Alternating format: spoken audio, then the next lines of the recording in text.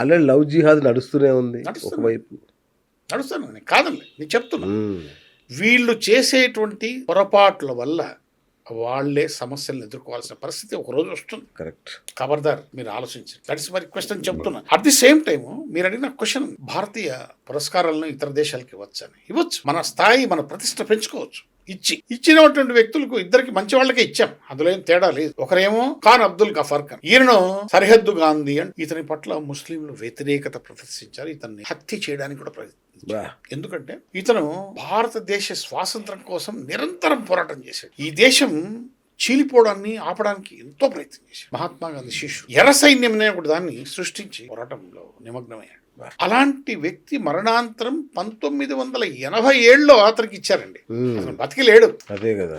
కానీ నేను ఈ దేశానికి మనవి చేసుకో, అరే మీరు చచ్చిపోయిన తర్వాత ఇస్తే ఏమవుతుందిరా, నాకు అర్థం కాదు. మీ అవార్డులు పెద్ద పెద్దవి కావచ్చు, చనిపోయిన తర్వాత వాడికి ఇచ్చి ఉపయోగం ఏముంది? బ్రతుకున్న వాడిని గౌరవించి అతని అవార్డు వాడికి ఇవ్వండి. భారతరత్న అవార్డు కాకుండా ఖాన్ అబ్దుల్ గఫార్ ఖాన్ అవార్డును సృష్టించి భారతరత్నను తగిలించి వాళ్ళకి ఇవ్వండి. చనిపోయిన తర్వాత మీరు అవార్డు ఇస్తే ఎవరికి ఉపయోగం? ఏం ఉపయోగం? ఒకటి. రెండోది, 1990లో నెల్సన్ మండేలాకి ఇచ్చారు. సబబే, తనకి సబబే, ఇతనికి సబబే. మనం వ్యతిరేకించడం.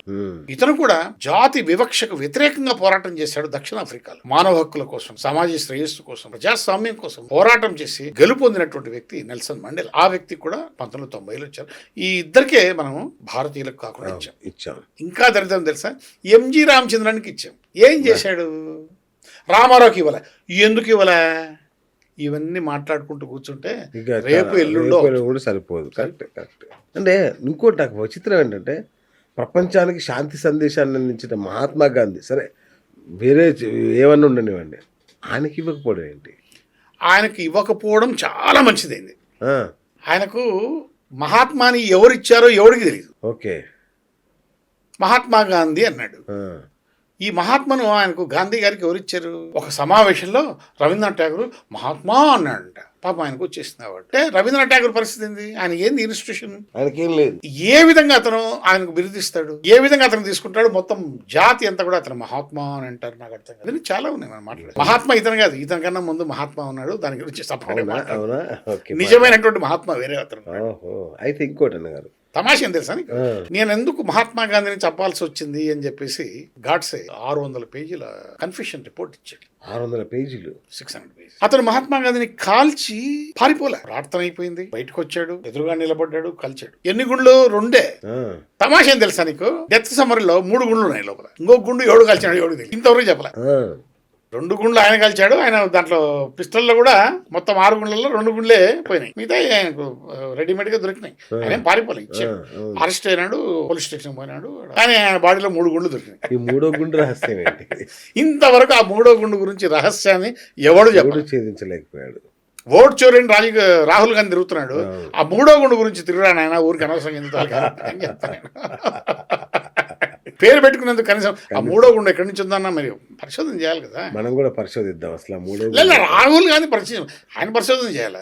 ఆయన పేరు పెట్టుకుని ఆయన కదా, నీకు కాదు కదా పేరు వచ్చింది. నీ పేరు శ్రీనివాస్ గాంధీ కాదు? అమ్మో, అలా నీకేం పనింది? అలా ఉంటే ఇప్పుడు నేను పార్టీ ప్రెసిడెంట్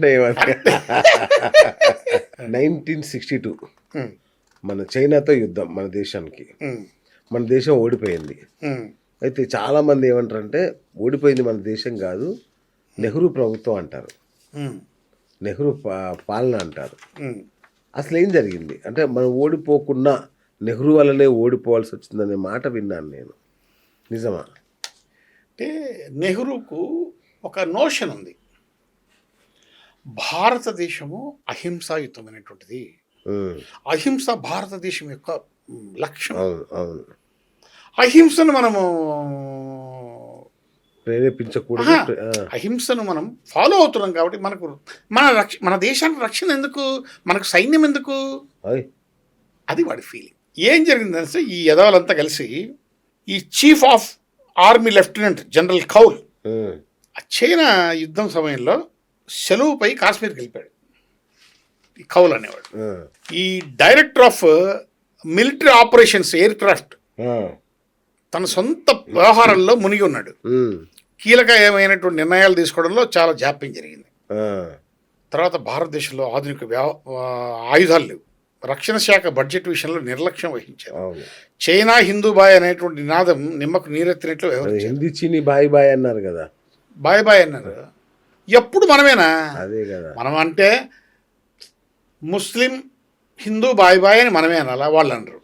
అస్సలు హిందూ చీనీ బాయ్ బాయ్ అని మనమే అనాలా? వాళ్ళు అనరు. ఇట్లా ఈ గందరగోళంలో మొత్తం వ్యవహారం అంతా పోయి చైనా మనల్ని చాలా ఈజీగా గెలిచి లాల్ బహదూర్ శాస్త్రి వచ్చిన తర్వాత రక్షణ శాఖ బడ్జెట్ స్థాయిని పెంచాడు. భారతదేశం తల ఎత్తుకొని గర్వంగా బతికే స్థాయికి తీసుకొచ్చాడు. అంతవరకు ఈ ఎదవ అనకూడదు. అదేలేండి. అప్పటి రాజకీయ నాయకులు ఇలాంటి చెత్త శాస్త్రాలు చేస్తూ వచ్చారు. స్వర్ణగారు, ఇప్పుడు మన వాళ్ళు చాలా మంది చారధామ్ యాత్ర అని ఇట్లా అమర్నాథ్ యాత్ర అని చేస్తుంటారు. అవును. సో వీళ్ళు బయలుదేరారంటే లక్షలు లక్షలు ఖర్చు అవ్వాల్సిందే. దానికి కావాల్సిన ప్రత్యేక పనులను అన్నీ లాగేస్తారు. కానీ ఈ సెక్యులర్ దేశంలోని ముస్లింలకు మాత్రం హజ్ యాత్రకు పోవాలంటే హజ్ భవన్లు ఉంటాయి, వాళ్ళకి సబ్సిడీలు, వాళ్ళకి నజరానాలు, తోఫాలు. ఏంటి వివక్ష? ఈ సెక్యులర్ దేశంలో ఈ రెండు పద్ధతులు ఏంటి? ఇక్కడ మీకు చిన్న విషయం చెప్పాలి.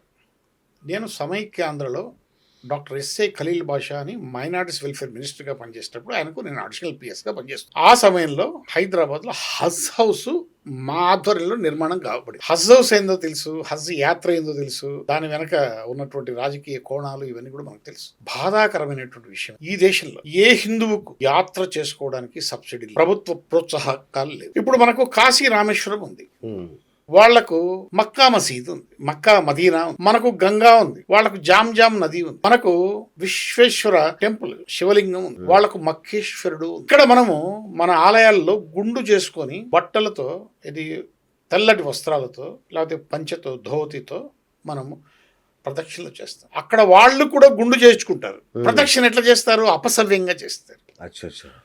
మనకు వ్యతిరేక దిశలో వాళ్ళు ఇచ్చేస్తారు. వాళ్ళ దేవుణ్ణి వాళ్ళు ముద్దు పెట్టుకుంటారు. మన దేవుని మనం అభిషేకించి ఆ అభిషేకం జలాన్ని మనం చల్లుకుంటాం. కానీ భారతీయ ప్రభుత్వం తప్ప ప్రపంచంలో ఏ దేశము హజ్ యాత్రకు ముస్లింలకు సబ్సిడీ ఇచ్చినటువంటి దాఖలాలు కానీ ఇది కానీ లేవు. Please note this point. ఒక్క భారతదేశం మాత్రమే ముస్లింల హజ్ యాత్రకు నిధులు సమకూరుస్తుంది, సబ్సిడీ ఇస్తుంది, నిధులు సమకూరుస్తుంది, సిబ్బంది, వ్యవహారాలు, ఇంకోటి అన్ని. దీనివల్ల భారతదేశం నుంచి హజ్ యాత్రకు పోయే వాళ్ళ సంఖ్య రోజు రోజుకు పెరుగుతుంది. కరెక్ట్. నువ్వు కాశీకి పోవాలంటే నీ బంధువులు తీసుకోవాలంటే నువ్వే ఖర్చు పెట్టుకుని పోవాలి, నిలువు దోపిడీ చేసుకోవాలి. తిరుమల పోవాలంటే నువ్వే పోవాలి, ఆన్లైన్లో టికెట్ అప్లై చేసుకోవాలి. చిన్న మాట చెప్తే మీరు ఆశ్చర్యపోతారు. సర్దార్ సరోవరం డ్యామ్ కట్టడానికి నెహ్రూ గారు ప్రారంభోత్సవం చేశారు, శంకుస్థాపన చేశారు. వరల్డ్ బ్యాంక్ నిధులు ఇవ్వకపోతే సదరు నెహ్రూ గారు గుజరాత్లో ఉన్నటువంటి హిందూ ఆలయాలకు వచ్చేటువంటి ఆదాయాన్ని మొత్తం తీసుకొని సర్దార్ సరోవరం డ్యాము కంప్లీట్ చేశాడు. ఆ నీళ్ళు ఎవరు తాగుతారు? హిందువులు తాగుతారు, ముస్లింలు తాగుతారు, క్రైస్తవులు తాగుతారు. మరి హిందూ ఆలయాల నుంచి వచ్చేటువంటి ఆదాయంతో మీరు ఎట్లా సర్దార్ సరోవరం డ్యామ్ మీరు కంప్లీట్ చేస్తారు? సిగ్గులేదు.